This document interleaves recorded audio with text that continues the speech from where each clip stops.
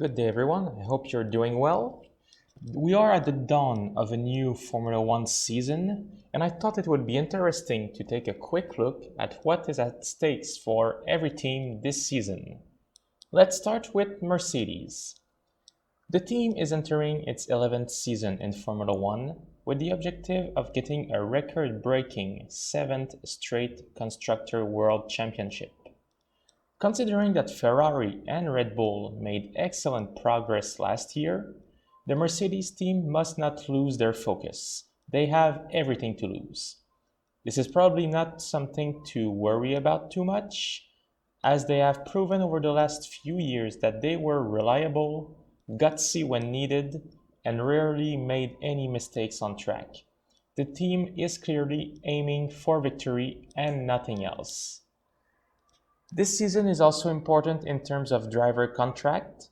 Both Lewis Hamilton and Valtteri Bottas will be out of contract at the end of the 2020 campaign. Mercedes now needs to decide what their bet will be for 2021 onward. Both Ferrari and Red Bull have made it clear that they want to bet on Charles Leclerc and Max Verstappen for their future. Among the big teams, Mercedes remains the only one with no official young driver to promote and become their next hope. If they resign Lewis Hamilton, will they keep Bottas and vice versa? They also just announced that Stoffel van Dorn will be their reserve driver for 2020, so could he potentially make a comeback in Formula One next year? This is a topic that will be interesting to follow, and we will be sure to update you as soon as possible. Ferrari. The runner-up of the 2019 season will want to show that they finally and fully caught up to Mercedes and that they can be a real contender for the 2020 championship, as they will also be celebrating their 1000th Grand Prix this year. They made it clear last year that they had the best engine, but lacked the car to compete at the top on slower tracks like Monaco and Hungary. In 2019, the Ferrari car became only truly competitive starting in Canada when Sebastian Vettel was heading for the win, but got a controversial penalty that saw Hamilton win the race even though he crossed the line second. This year, they will need to be competitive from the start and be at least able to compete for second place in narrow and slower tracks if they want to have a chance at the title. They will also have to avoid making mistakes like they did in the last few years, both the team and the drivers. Too many times did the team make mistakes in terms of strategy over the last 2 or 3 seasons, which also cost them victories and precious points in the Constructor Championship. In order to win, they will need to be as perfect as Mercedes and manage their driver in an impeccable way. As for the drivers' market, Ferrari already signed Charles Leclerc all the way until 2024, making it clear that he is their man for the future. As for Sebastian Vettel, there is no news about a potential new contract. Rumors are even that he might retire from Formula One at the end of the season, which brings the question, does Ferrari actually want to keep Vettel, or are they ready to let him leave? We have to remember that his performances have been far from outstanding since 2018, making many mistakes on track, having trouble under pressure, and even failing to beat his newcomer teammate in the Drivers' Championship last year. Vettel will need to show that he can live up to his talent and to the pressure that comes with Ferrari, and if he underperforms again this year, this could well be the end for him. Should he leave the team, there are no clear replacement at the moment. The only plausible driver in the Ferrari backlog is Giovinazzi, whose contract with Alfa Romeo is also ending. Also possible but less likely would be Hamilton. There have been rumors in that sense. That said, does Ferrari want to have to deal with a potential clash between Hamilton and Leclerc, like it was the case in 2016 with Nico Rosberg at Mercedes? I honestly doubt it, but this will also be interesting to follow this year. Red Bull's year is probably resting more on the shoulders of Honda than the Red Bull team itself. They have the reputation of always having a good chassis, and that's not what we should be worried about. Honda are the ones that are going to be put to the test this year. With the 2021 regulation changes coming, they need to finally deliver a powerful and reliable engine to their partner team. Good news is that Honda already confirmed their presence for 2021, but if they don't make another big step forward this year, Red Bull might start reconsidering their bet on the engine supplier.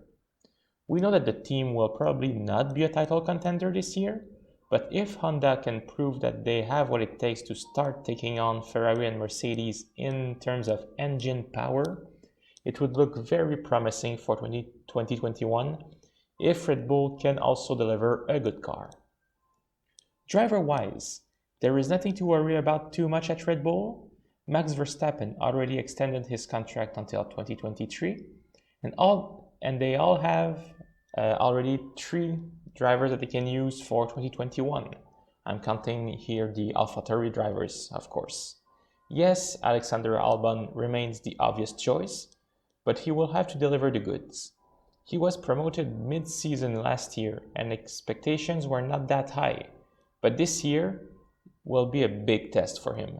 He probably won't want to settle to just be a good second driver, and hopefully he can challenge Verstappen from time to time this season.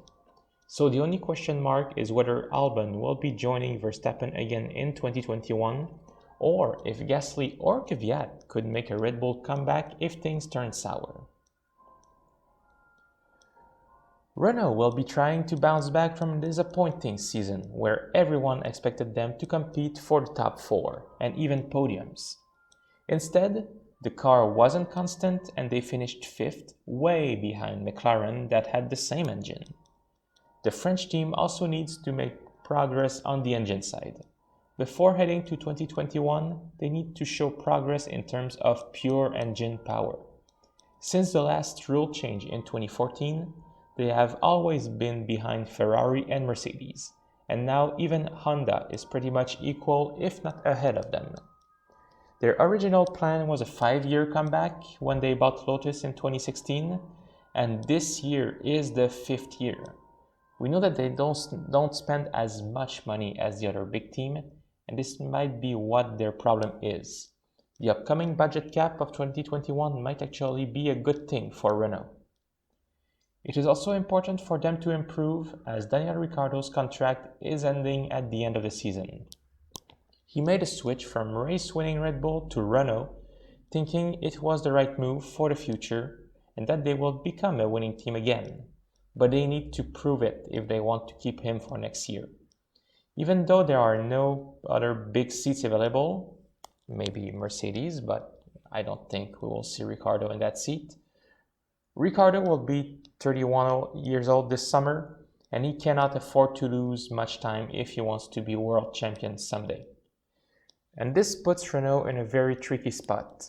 If they want to focus on fighting all the way this year in order to keep Ricciardo, this will hinder the development of their 2021 car, meaning it would possibly be 2 full years without a potential champion car.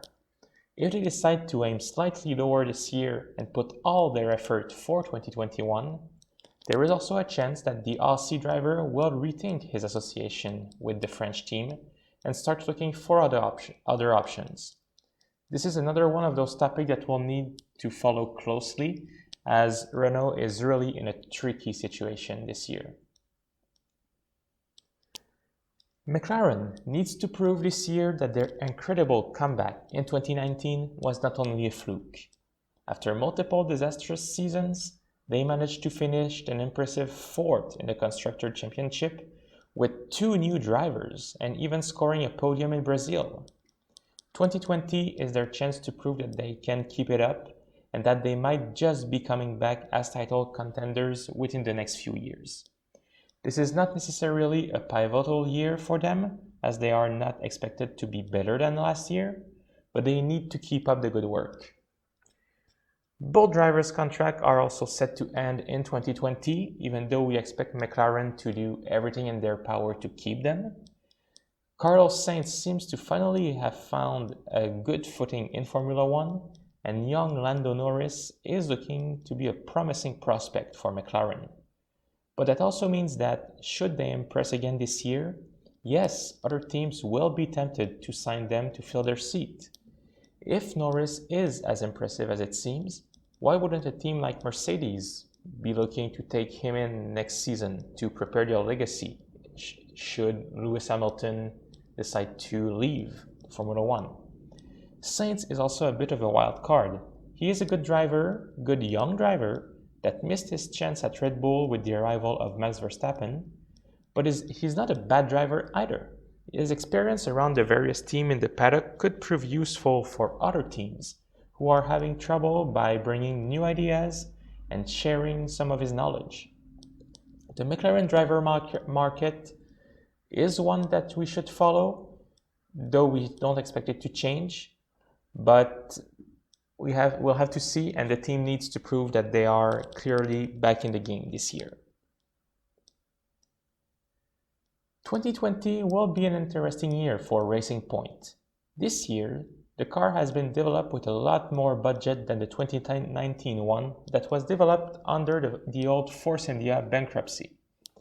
After finishing 7th in the constructor last year, they will want to fight for a top 5 and show that the new administration is no joke and that they have real ambitions.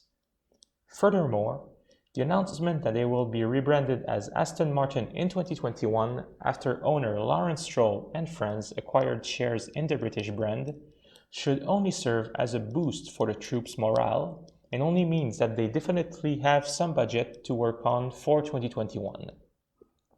They even said that for 2021 onward, they will be looking at fighting in the top 3. That said, I would not put a lot of hope on the team achieving outstanding result this year and predict that they will still be in the low midfield fight. We should not expect anything big regarding the drivers in Racing Point. We know that Perez already has a contract up to 2022, and even though the details are not made public, we can bet that Lance Stroll is assured a seat with the team for as long as his father owns it. Rebranded from Toro Rosso, Alfa Tauri already said that they are optimistically aiming at the top 5 in the constructors. Though possible, I think they should be aiming at continuing at what they do best, provide support for their big sister team Red Bull and Honda. Again, no huge expectation for this team, even though they managed to score podiums on 2 occasions in 2019. They finished 6th in the constructor and should keep being part of Honda's support and testing group so that the engine supplier can work on delivering only the best power unit to Red Bull. Though no new driver has entered the Red Bull Alfa family team this year, they need to work on developing Pierre Gasly and Daniel Kvyat to a level where they could potentially replace Alex Albon in 2021. Albon's contract ends this season, and he could be tempted by seats such as Mercedes or Ferrari if he has the opportunity. But so are the contracts of Gasly and Kvyat. If one of them does not deliver good result, he could be ejected from the Red Bull family and, likewise, should one of them be outstanding this season, or if Albon has issues, either of them could be back at Red Bull in the near future. Alfa Romeo is another one of those tough nuts to crack. Though they cannot be expected to compete at the top, they have an excellent driver in Kimi Raikkonen and in Antonio Giovinazzi that seems to finally be finding his place after a rough start to 2019, only scoring points starting in Austria. Their goal will be to fight for a good place in the midfield and hope to improve on their 8th place in the constructor from 2019. They have a Ferrari engine and a big brand backing them up, and drivers that can do the job. They don't have any reason to not be fighting for at least the top 6.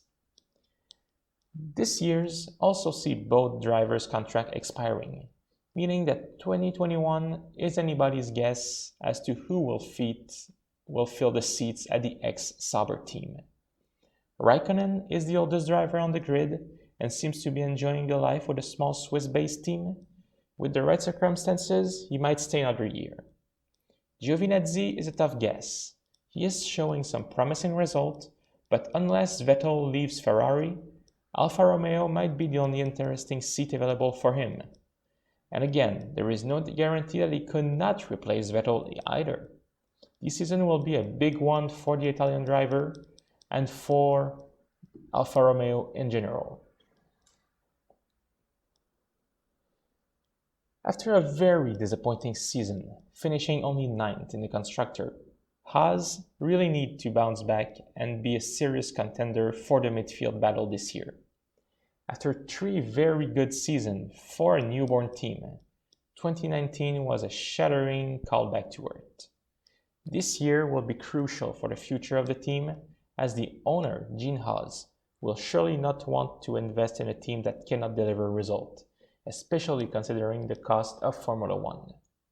They don't need to be fighting for 4th or 5th, but they need to come up with a car that is consistent and able to perform well enough to be in a fight at every race, in order to ensure that the team can stay alive in the medium-long run.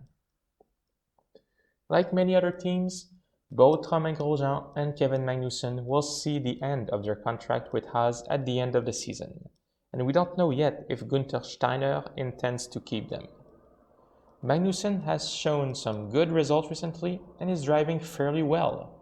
We could expect a contract extension if he cannot find a place in the big team, but I don't expect Grosjean to be back in 2021 though. Although it is already an experienced driver with Haas, there are rumors that he would not be there if Nico Hülkenberg had not been asking for too much money for a contract. Grosjean's results have been very disappointing in the last few years, with multiple mistakes and crashes that were entirely his fault, and not being able to deliver good results when Magnussen was often able to. This is probably the last chance for the French driver. Good news for Williams, things cannot get much worse than they were in 2019. Finishing last in the team standing with only 1 lucky point, they will aim at the very least to close the gap to the other teams and be in contention for points on a regular basis. They should not be seen as contenders for a real midfield fight, but they need to be at least in the points like nearly every race, and they need to stop their agony in order to make a true comeback in 2021 in a positive way. Both drivers, George Russell and Nicolas Latifi, have a contract that also ends this season, opening the doors for them to climb in bigger team next year. Russell seems to be the young driver that Mercedes wants to put their money on, but he is only at his 2nd season and I would not really expect him to take Hamilton's seat next year. But if he can show that he's as good as people say, against a teammate that should be more leveled with him than Kubica was in 2019, he could end up somewhere else without any big surprises. Latifi is at his rookie year in Formula One. He'll be looking at learning the rope, gaining experience, and if he does a good job, I expect him to stay at Williams next year. And finally, we should not forget that for every single team, they need to work on their 2021 car. This will prove for many to be a delicate process, as they will need to spread their resources between this year and next year. Not all the teams have ridiculously huge resources like Ferrari and Mercedes that allows them to work on both cars almost entirely at the same time. For most smaller teams, if the car is not working properly early this season, we should not be surprised to see a quick shift to 2021, since all the cards will be reshuffled. This is where it will be tricky if you are in a close fight for the midfield, like Renault, McLaren, and AlphaTauri and all those smaller teams might be, as you won't want to let a 5th or 6th place in the championship and the money that comes with it slip away, but you will also need to start working on your 2021 car at some point. So you don't want to ruin your chances, but you also want to finish good this year. This will be very, very interesting to follow and very tricky for some of the teams that have low budget. That's it, folks. Thank you for watching. Tell me what you think are the stakes for all the teams this season. Leave a comment in the section below. Subscribe, like, and keep following me. Thank you, guys. Hope you have a great day.